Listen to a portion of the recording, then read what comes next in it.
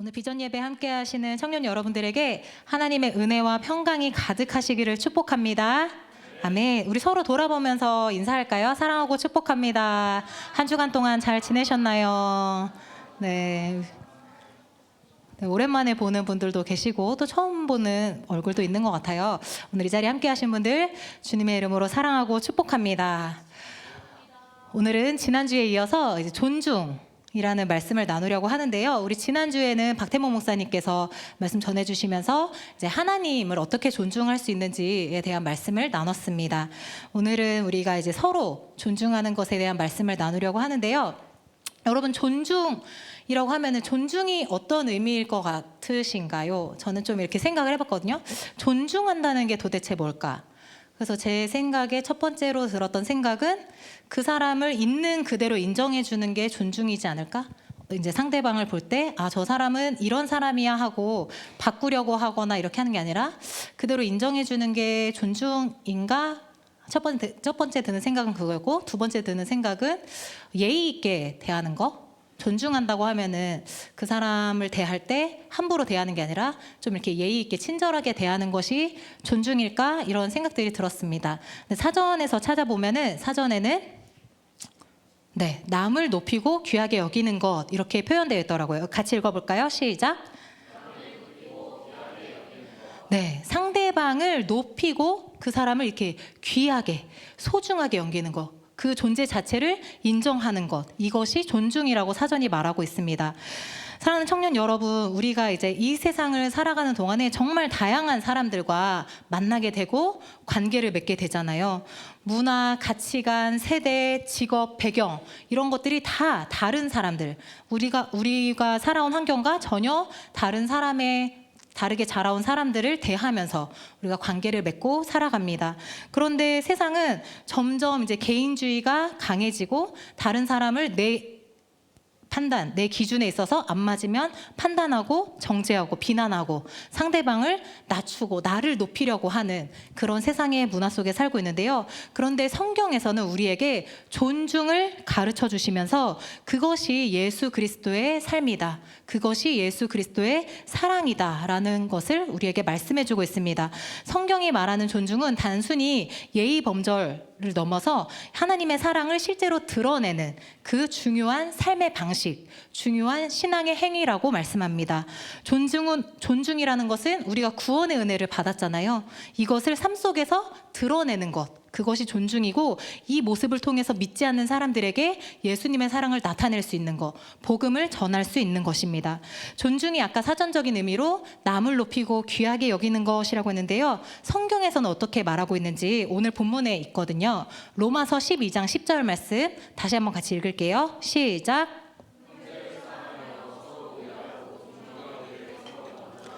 여기 말씀해 보시면 존경하기를 서로 먼저 하라 하면서 존경이라고 단어가 표현되어 있는데, 이것이 원래 원어로 쓰여졌던 헬라어로 보면 티마오라고 되어 있어서, 티마오는 높이다, 귀하게 여기다, 소중히 대하다 라는 뜻이 있습니다. 즉 존중하다, 우리가 아까 사전적 의미로 봤던 존중하다라는 것이 여기 이렇게 존경하기를 먼저 하라라고 표현되어 있는 것입니다.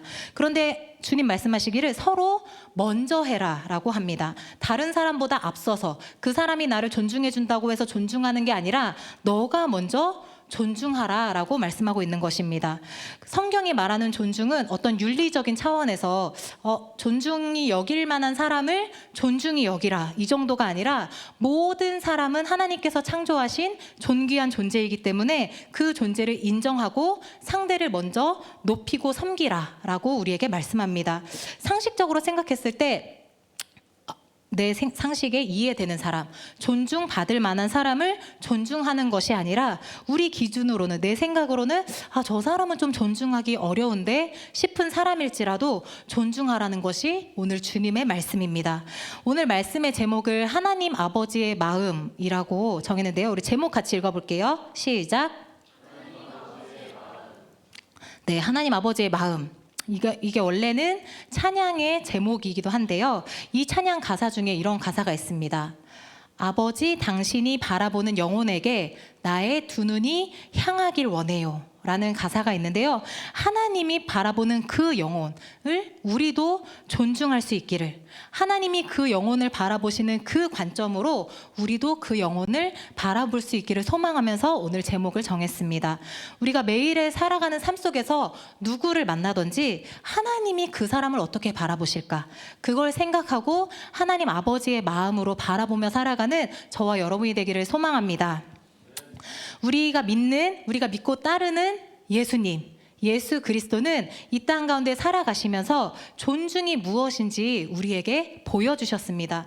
예수님은 공생의 기간 동안에 만나는 모든 사람들을 존중하셨는데요. 특히 사회적으로 소외되었던 사람들, 당시에 죄인으로 여겨져서 손가락질 받던 사람들, 약자들로 여겨졌던 사람들을 예수님께서는 존중하셨습니다. 먼저 보면 예수님이 이제 12명의 제자들을 부르셨잖아요. 근데 그 예수님 부르신 제자들을 보면 그 출신들도 당시 하층민으로 여겨졌던 어부들, 죄인으로 여겨졌던 세리들이 대다수였습니다.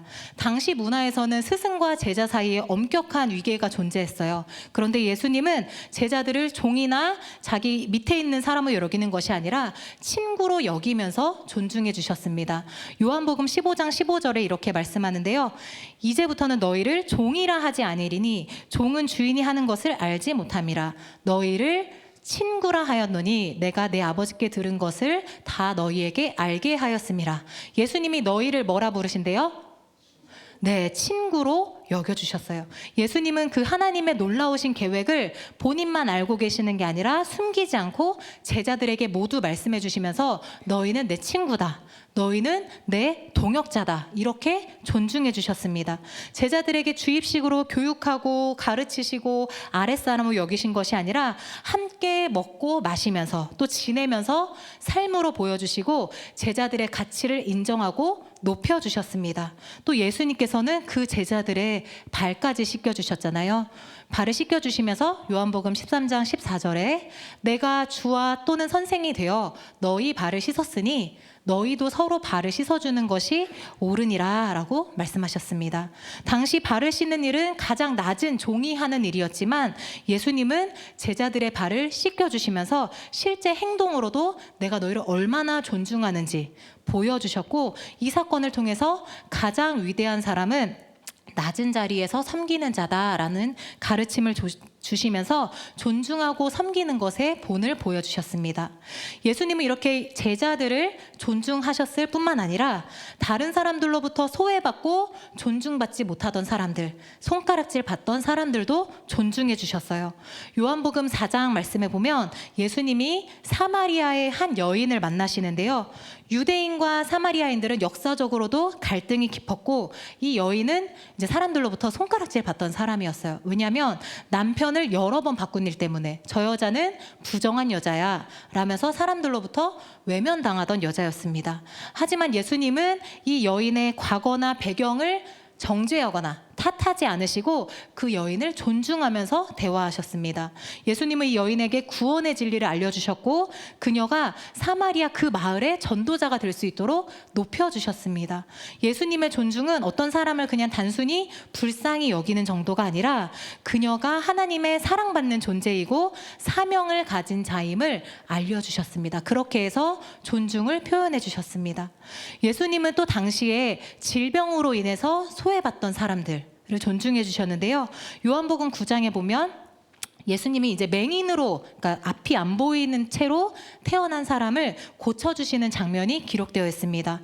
당시에 사람들이 이렇게 맹인으로 태어난 사람, 장애를 갖고 태어난 사람을 어떻게 여겼는지 요한복음 9장 2절을 보면 알 수 있는데 우리 같이 한번 읽어볼게요. 시작.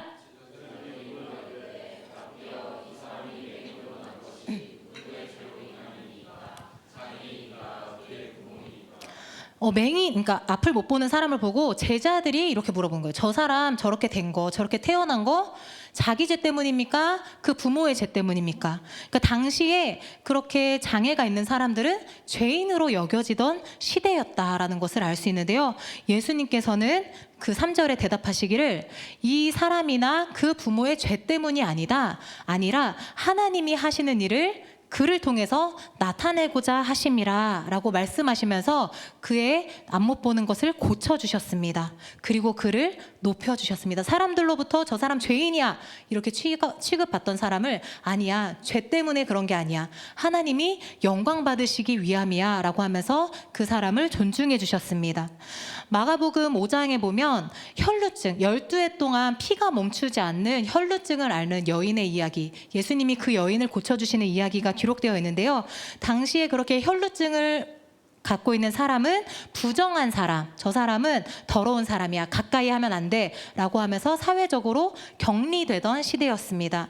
그런데 예수님은 그 여인이 이제 낫고 싶어서 몰래 예수님의 옷자락을 만져서 나음을 얻었는데요. 예수님이 그 여인을 이렇게 부르세요. 5장 34절에 보면 예수께서 이르시되 뭐라고 부르세요? 따라 라고 부르세요. 너 누구야? 라고 책망하시거나 정죄하시는 것이 아니라 따라 라고, 넌 내 딸이다, 너는 하나님의 자녀이다 라고 부르시면서 사랑과 존중의 표현을 하셨습니다. 예수님은 그 능력으로, 그 놀라우신 능력으로 육신의 질병을 치유하셨을 뿐만 아니라 그 여인이 그동안 받아왔던 마음의 상처들, 다른 사람들로부터 멸시받고 천대받았던 모든 상처들을 회복해 주셨습니다. 예수님의 존중은 치유와 회복을 가져온 것입니다. 예수님은 당시 사회에서 중요하게 여겨지지 않았던, 있던지 없던지 별로 상관없는 어린 아이들까지도 존중하셨습니다. 마태복음 19장 13절 14절에 보면은 사람들이 이제 자기 자녀들을 예수님께 데려오는 거예요. 예수님께 기도받게 하고 싶어가지고, 예수님의 안수를 받게 해주고 싶어서 어린 아이들을 데려왔는데 제자들이 어떻게 해요? 꾸짖어요. 아, 여기 지금 어른들 예수님 말씀 듣기도 부족한데 어린 아이들 왜 데려오냐고, 너희들 머리에 피도 안 마른 것들은 가라고 이러면서 어린 아이들을 내쫓습니다. 근데 예수님께서는 14절에 예수께서 이르시되, 같이 읽어볼게요. 시작. 어린아이들을 용납하고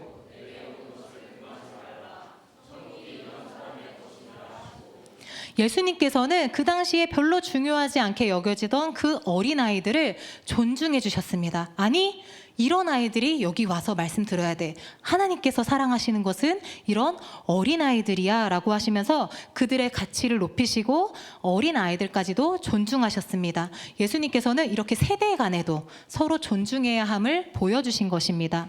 예수님께서 이렇게 보여주신 존중은 모든 사람을 하나님의 형상대로 창조된 존귀한 자다라고 대해야 한다라는 것을 보여주신 존중의 태도였습니다. 이렇게 한 영혼 한 영혼을 예수님의 마음으로 존중할 수 있는 그 마음이 우리에게 있기를 원하는데요. 오늘 말씀을 통해서 그렇다면 우리가 누구를 존중해야 하는가? 오늘 말씀에서는 우리에게 누구를 존중하라고 가르치고 있는가 함께 보기를 원합니다. 우리 첫째 같이 읽을게요. 시작. 네, 너무 당연한 얘기죠. 가족과 친구, 우리 주변에 매일 만나는 사람들, 자주 만나는 사람들을 존중해야 합니다. 존중이라고 하는 것은 가장 가까운 관계에서부터 시작됩니다. 우리는 가족과 친구, 그리고 이렇게 주일날마다 아니면 평소에도 교회에 와서 만나는 교회 지체들, 그리고 학교 가거나 직장에 가서 만나는 동료들, 우리가 평소에 자주 만나는 사람들을 예수님의 사랑으로 존중하는 그런 태도를 가져야 합니다.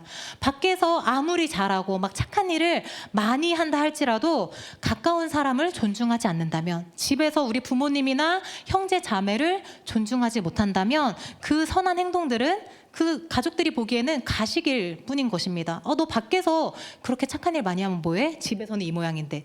혹시 그런 얘기 많이 들으시나요? 저는 좀 옛날에 많이 들었던 것 같아요. 부끄럽지만. 네. 뭐 존중하지 않고 뭐 이런 것보다도 이제 청소하지 않거나 이런 부분 때문에 너 교회 사람들이 이렇게 집을 지저분하게 하고 사는 것을 아냐, 이런 얘기들을 많이 들었었는데, 그러니까 가족과 이제 가까운 사람들에게 내 신앙이 진짜다라는 것을 먼저 보여줄 수 있어야 한다는 것입니다. 우리가 가족이 너무 익숙하고 이제 편안한 존재가 되다 보니까 때로는 소홀하게 대하고 가장 이렇게 무시하거나 막대하는 대상이 되기도 합니다. 부모님께 우리가 사랑을 표현해야 하는데 그러기보다는 무뚝뚝하게 대하고 오히려 짜증 섞인 말투로 대하고, 형제 자매 간에 다툼이 있을 때 막 일부러 더 상처 주는 막말을 하게 되는 그런 경우들이 있습니다. 그런데 존중은 단순히 우리가 감정적으로 해야 되는 것이 아니라 하나님께서 명령하신 태도입니다. 하나님께서는 우리에게 가족을 사랑하고 존중할 것을 명령하셨습니다. 에베소서 6장 2절 3절 말씀에 내 아버지와 어머니를 공경하라. 이것은 약속이 있는 첫 계명이니 이로써 내가 잘되고 땅에서 장수하리라 라고 말씀하셨습니다. 부모님께 잘하고 부모님을 공경하는 것은 단순히 윤리적인 가치가 아니라 하나님의 명령이고, 그렇게 할 때 하나님의 축복과 연결이 됩니다. 부모뿐만 아니라 형제, 자매, 또 배우자, 자녀 등 우리가 만나는 가족들, 우리에게 하나님이 주신 그 가족들을 존중하는 태도를 가져야 합니다. 존중하는 그 말과 행동이 우리의 가정을 더 따뜻하게 만들고 하나님의 축복을 경험하게 되는 그런 가정으로 만들어줍니다. 교회 공동체 안에서도 마찬가지인데요. 로마서 12장 10절 말씀 다시 한번 읽을게요. 시작.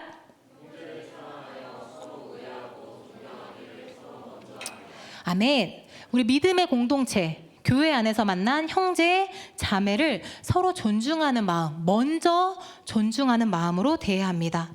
우리 교회에 오면은 정말 다양한 배경의 사람들이 모여 있잖아요. 그런데 그런 서로의 차이, 서로의 다름을 인정하는 자세가 필요합니다.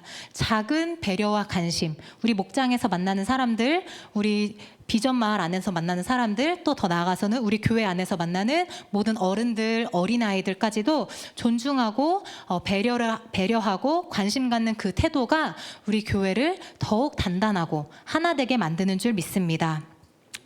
마가복음 2장 말씀에 보면요, 중풍병자, 이제 한 명의 중풍병에 걸린 사람이 나오는데요. 그 사람을 4명의 친구가 예수님 앞에 데리고 오는 이 말씀이 기록되어 있습니다. 같이 볼까요? 예수께서 다시 이제 가버나움이라는 지역에 들어가셨는데 어느 집에 들어가셔서 말씀을 전하고 계신 거예요. 근데 2절에 그 자리에 많은 사람이 모여서 얼마나 많이 왔는지 저 문 앞까지도 들어설 자리가 없게 된 거예요. 우리 비전말 예배가 그렇게 되기를 소망합니다. 네, 예수님께서 그래서 모인 사람들을 향해서 이제 말씀을 전하고 계셨어요. 근데 3절에 그 자리에 사람들이 한 중풍병자를 4사람에게 메워가지고 예수께로 온 것입니다. 4명의 친구가 데려왔는데 여기 너무 많이 사람이 꽉 차 있으니까 저 문을 통해서는 이 환자를 예수님께 데려올 수 없는 것입니다. 근데 그 친구들은 포기하지 않고 계신 곳에 지붕을 뚫어서 구멍을 내고 중풍병자가 누운 상을 예수님 앞으로 이렇게 달아서 내렸습니다. 예수님께서는 그래서 어떻게 하셨느냐? 그 중풍병자를 보고 고치신 것이 아니라 그들의 믿음, 그 중풍병자를 지붕을 뚫고 내린 그들의 믿음을 보시고 그 중풍병자를 고쳐주셨던 장면이 기록되어 있습니다. 예수님께서는 이렇게 그들의 믿음을 보시고 그들의 존중하는 모습을 보시고 고쳐주신 것입니다. 참된 친구는 서로를 귀하게 여기고 존중하고 어려움이 있을 때 돕고 희생할 줄 아는 관계인 것입니다. 우리가 이렇게 교회 안에서 서로를 존중하는 태도 너무 중요합니다. 그런데 더 나아가서는 우리가 학교에서 만나는 사람들, 직장에서 만나는 사람들, 또 기타 그 밖에 만나는 사람들을 진심으로 존중할 때 그런 태도는 그들로 하여금 무엇을 보게 하느냐? 우리 안에 있는 예수 그리스도를 보게 합니다. 마태복음 5장 16절 말씀 같이 읽을게요. 시작.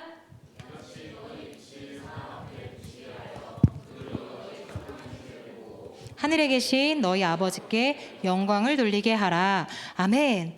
우리가 만나는 사람들을 존중하는 그 태도는 믿지 않는 사람들로 하여금 예수 그리스도의 복음을 간접적으로 경험하게 한다는 것입니다. 저 사람 저렇게 나를 존중하는 태도, 저렇게 착한 행실을 하는 태도, 저 사람이 믿는 예수님 진짜구나. 나도 한번 믿어볼까 하는 그런 마음을 들게 한다는 것입니다. 예수님이 우리를 존중해 주신 것처럼 우리도 매일 만나는 그 가까운 관계의 사람들을 존중할 수 있는 우리 청년들이 되기를 축복합니다. 아멘. 우리 두 번째로는 어떤 사람들을 존중해야 하는지 함께 볼게요. 시작. 소외된 사람들을 존중하라. 네, 우리가 첫 번째로는 우리 가족, 친구, 가까운 사람들을 존중해야 한다면 두 번째로는 소외된 사람들, 약자들을 존중해야 합니다. 그것이 주님께서 명령하신 것입니다. 소외된 사람들이라고 하는 것은 뭐 육체적으로 어떤 아픔이 있는 사람일 수도 있고 아니면 경제적으로나 사회적으로 소외된 사람들이 포함되어 있습니다. 성경은 이런 사람들을 대할 때, 이렇게 소외된 사람들, 아픔이 있는 사람들을 대할 때 하나님의 마음을 품고 그들을 섬겨야 한다고 우리에게 가르쳐 줍니다. 아까 우리가 예수님이 어떤 사람들을 만나시고 고쳐주셨는지 말씀을 나눴잖아요. 예수님은 아픈 사람, 가난한 사람, 소외된 사람들을 찾아가셔서 일부러 찾아가셔서 사랑으로 대하시고 그들의 가치를 존중해 주셨습니다. 하나님이 당신을 사랑하십니다. 당신은 존귀한 사람입니다. 이렇게 존중해 주셨는데요. 우리가 존중해야 할 소외된 사람들은 그러면 누가 있을까요? 여러분 한번 주변에 그런 사람 있는지 생각해 보실래요? 여러분들이 학교를 다니거나 직장에 갔을 때 친구가 잘 없는 사람, 밥 항상 혼자 먹는 사람, 그런 사람이 있을 수도 있고 아니면 그냥 우리가 지나가다가 이렇게 좀 도움을 구하는 그런 사람들 있잖아요. 그런 사람들이 있을 수도 있습니다. 그런데 우리가 이런 좀 약한 사람들, 소외된 사람들을 존중할 때에는 때로는 좀 의지적인 결단이 필요하기도 해요. 여러분 중에 정말 이제 태생적으로 이렇게 사랑이 많은 사람, 태생적으로 누군가를 막 돕는 것을 워낙 좋아하는 그런 성품의 사람들은 내가 막 굳이 머리로 계산하거나 노력하지 않아도 저절로 그런 사람을 도와줄 수 있는 사람들이 있을 수도 있습니다. 그런데 저는 부끄럽게도 그런 사람은 아니더라고요. 내가 막 어떤 어려움이 있는 사람 볼 때 막 달려가서 바로 도와줄 수 있는 사람이 아니라 머리에서 좀 이렇게 생각하게 되더라고요. 어떻게 해야 될까? 그렇게 생각할 때 이제 조금 의지적으로 결단을 합니다. 한번 망설였지만 예수님이라면 어떻게 하셨지? 그래, 예수님이면 이렇게 하셨을 거야 라고 하면서 한 번 더 의지적인 결단이 필요하더라고요. 예수님께서는 마태복음 25장에 비유로 이런 말씀을 하셨습니다.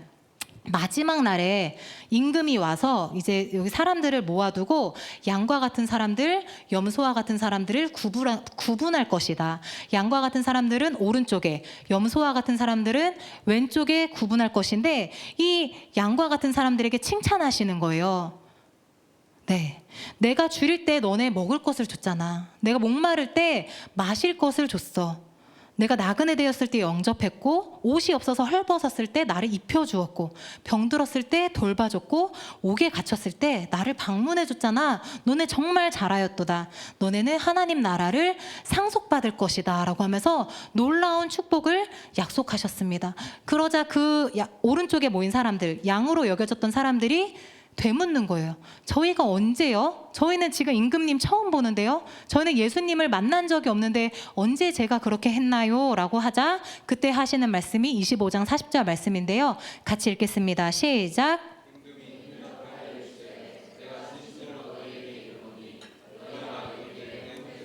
지극히 작은 자 하나에게 한 것이 곧 내게 한 것이니라 하시고 아멘. 가난한 자, 연약한 자, 소외된 자들에게 도움을 준 것이 그 사람에게 해준 것이 아니라 하나님에게 한 것이다 라고 주님께서 말씀하신 것입니다.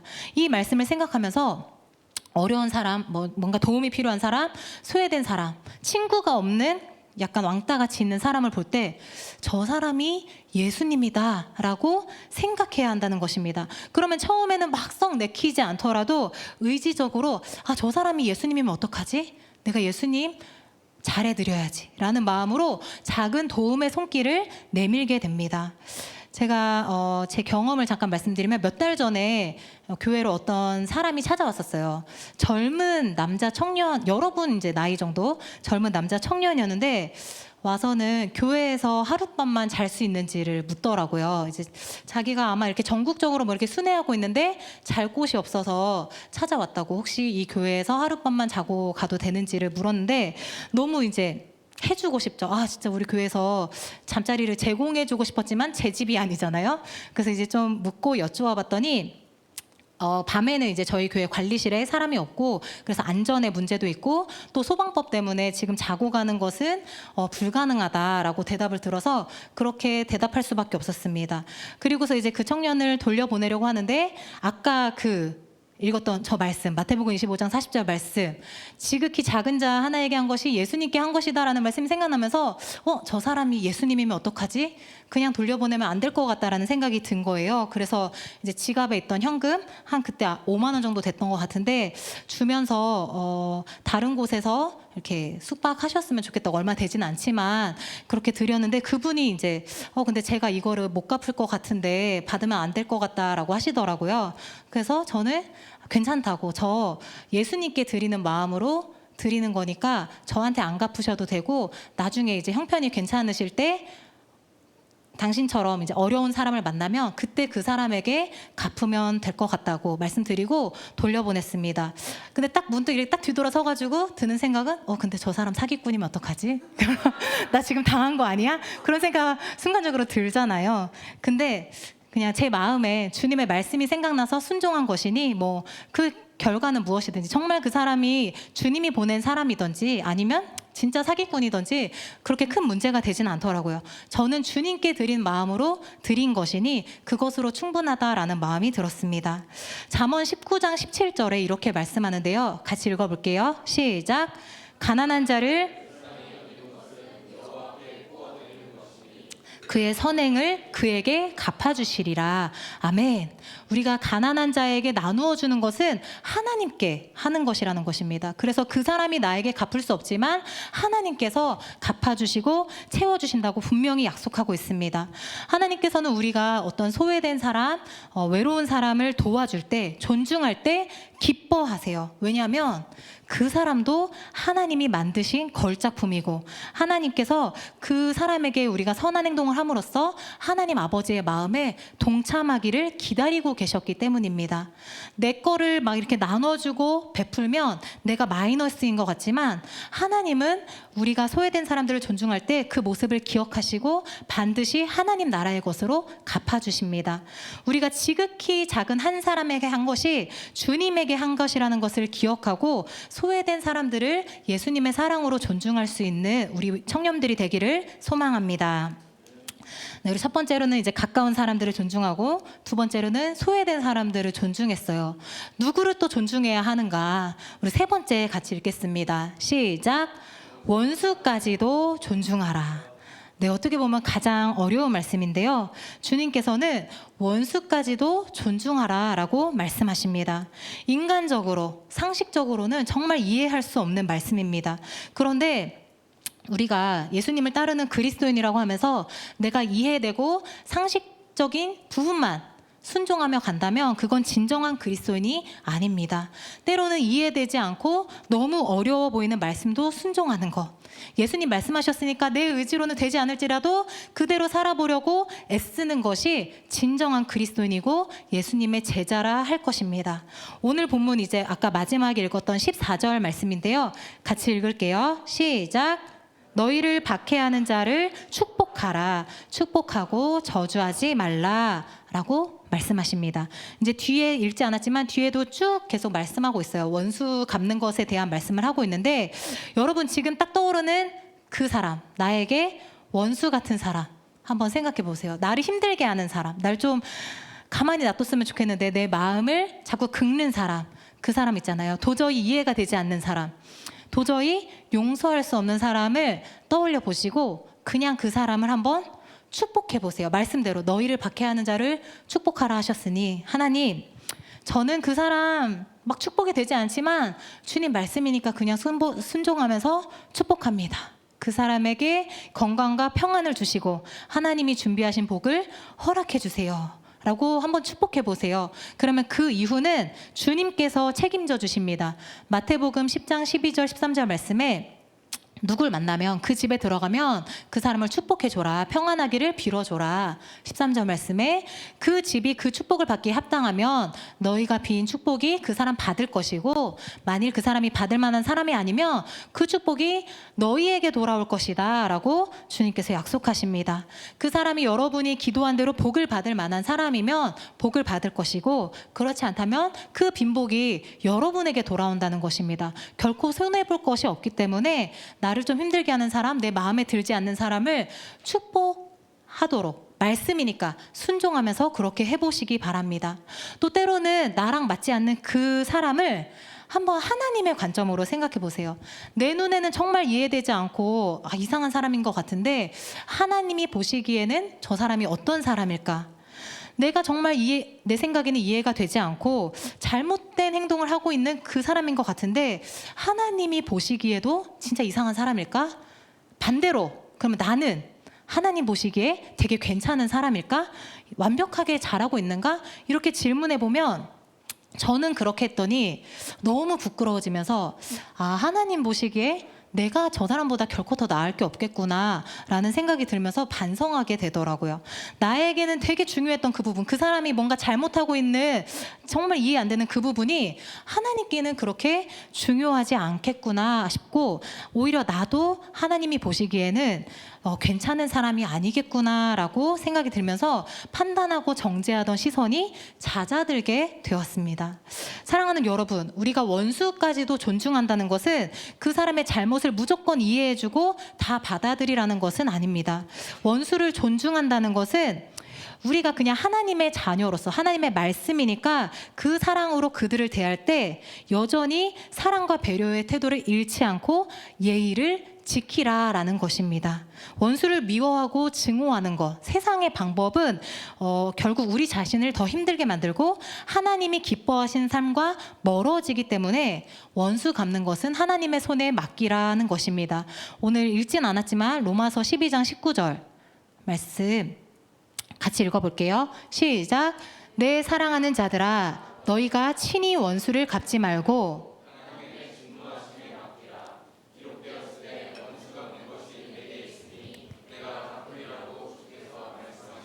아멘. 원수를 존중한다는 것은 악을 막 이렇게 용인하라는 것이 아니라 선으로 악을 이기라. 원수 갚는 것은 주님의 손에 맡겨드리고 너희는 그를 존중으로 선으로 대하라라는 것입니다. 그래서 그 이후에 이어지는 20장 20절 21절 말씀에 너 원수가 배고파하면 먹을 거 사주고 목말라 하면 마실 것을 줘라.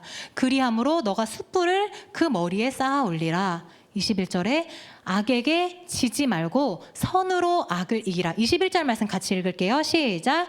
악에게 지지 말고 선으로 악을 이기라. 아멘.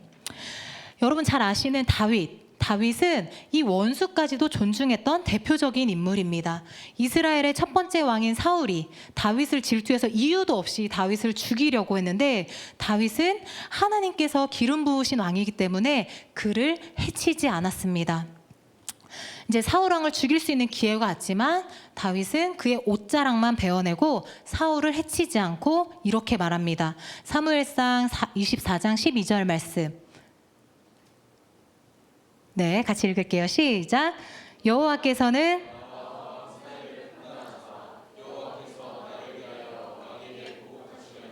내 손으로는 왕을 해하지 않겠나이다. 아멘.